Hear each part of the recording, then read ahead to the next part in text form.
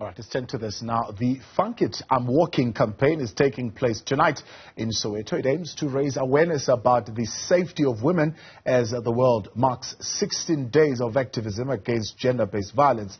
Our reporter Katleho Sekhotho is live for us in Orlando West. Katleho, good to have you, and thank you very much for coming on. What's the plan for the campaign? Where do they plan to go tonight? A very good evening, Thabo. Indeed, we have been actually taking part in the walk, which started at about past 7 o'clock this evening.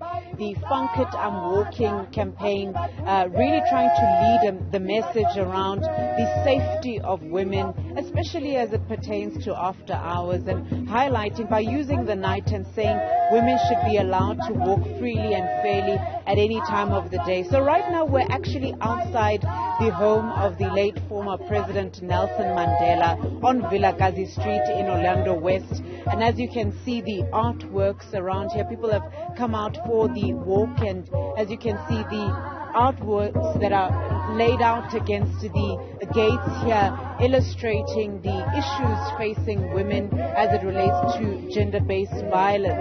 And, a number of messages here reflecting on the 16 days of activism against the violence of women and children. And so the tour has consisted of the choir, music, as well as the march by the supporters, activists, and residents of Soweto alike. But I want to bring into the conversation Mr. Seth Mazibuko, one of the key leaders in the 1976 youth uprising. Seth, you were quite emotional a moment ago when you said you apologized to women. Why did you do this? Actually, the apology came from a song that was sang by young people, which says, Senzeni na. And as I indicated, it was a song we sang in 1976 when children were mowed down by bullets and when we led and fought for a better life.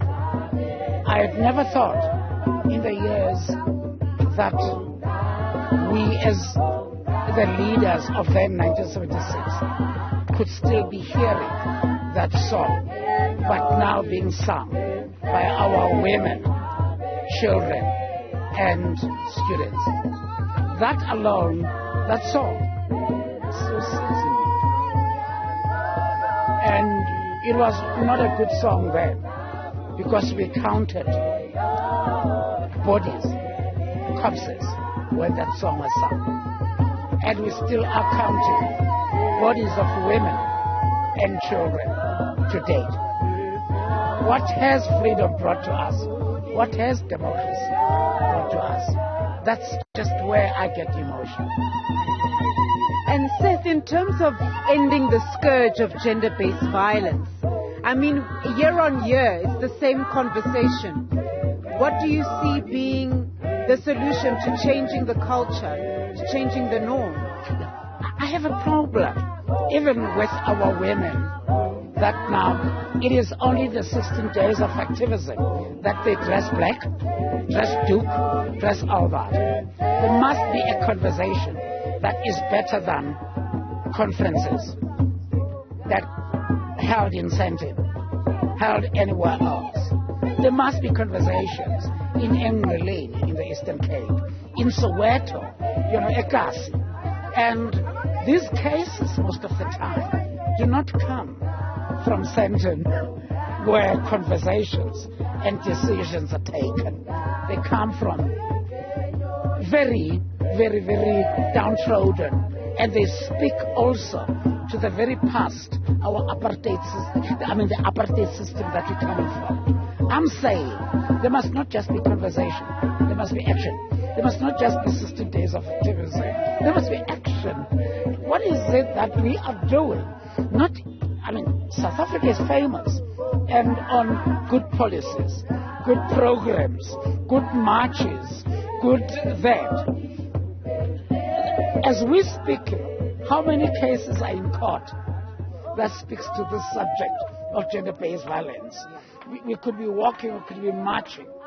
And to me, I think the spirit of 1976 of taking action should come up. And I'm saying, I'm humbled that the Funk and I'm Walking and these young people have asked me to be the core of this. And the action of 1976 should come back. And I'm challenging women, South Africans, that now, please, act the way that 1976 children did it. It can be a better action rather than conferences. Thank you so much for your time, Seth. Thabo, you heard it there from Mr. Seth Mazibuko, one of the key leaders of the 1976 student uprising. And his message being very clear that if the spirit of the students then can be used to perhaps propel the message against the scourge of gender-based violence, perhaps there might be a cultural shift. Indeed. And Katleho, where is this campaign or this march going to end? I mean, from here, where to? So right now we've moved from the home of the late Winnie Madikizela Mandela. We're outside the home of Nelson Mandela.